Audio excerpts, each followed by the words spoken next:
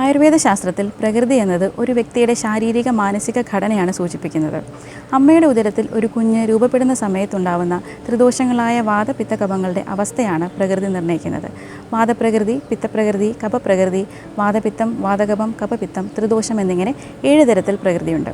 വാതപ്രകൃതിക്കാർക്ക് മെലിഞ്ഞ ശരീരം, വരണ്ട മുടി, ചർമ്മം തുടങ്ങിയവയാണുള്ളത്. നടക്കുക, സംസാരിക്കുക തുടങ്ങിയ എല്ലാ പ്രവൃത്തിയും വേഗം ചെയ്യുന്ന ഇക്കൂട്ടർക്ക് സന്ധിഗതവാദം, ഉറക്കക്കുറവ്, മലബന്ധം തുടങ്ങിയ രോഗങ്ങൾ വരാൻ സാധ്യതയുണ്ട്.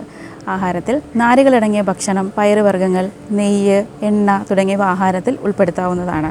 കൃത്യസമയത്തുള്ള ഭക്ഷണവും ഉറക്കവും, ആയാസരഹിതമായ വ്യായാമം, എണ്ണ തേച്ചുള്ള ചെറു ചൂടുവെള്ളത്തിലുള്ള കുളിയും ശീലമാക്കാം. പിത്തപ്രകൃതിക്കാർ പൊതുവെ അയഞ്ഞ ശരീരത്തോടു കൂടിയവരാണ്.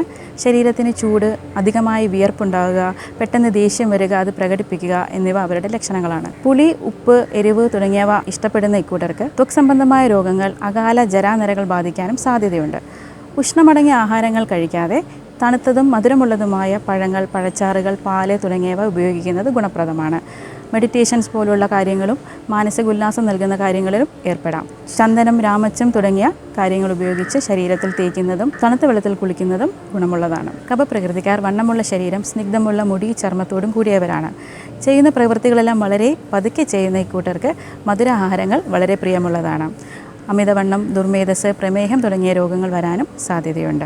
ആയാസകരമായ വ്യായാമം ചെയ്യുക, പകലുറക്കം ഒഴിവാക്കുക, കൊഴുപ്പടങ്ങിയതും മധുരമുള്ളതുമായിട്ടുള്ള ആഹാരങ്ങൾ കുറയ്ക്കുക, കൃത്യമായി ഭക്ഷണം കഴിക്കുക എന്നിവയെല്ലാം ശീലിച്ചാൽ നല്ലതാണ്. മേൽപ്പറഞ്ഞ ലക്ഷണങ്ങളെല്ലാം സമ്മിശ്രമായി മറ്റ് പ്രകൃതികളിൽ കാണാൻ സാധിക്കും. ഓരോ വ്യക്തികളും അവരുടെ പ്രകൃതിക്കനുസരിച്ചുള്ള ജീവിതശൈലി ആചരിക്കുകയാണെങ്കിൽ ആരോഗ്യം സംരക്ഷിക്കാം.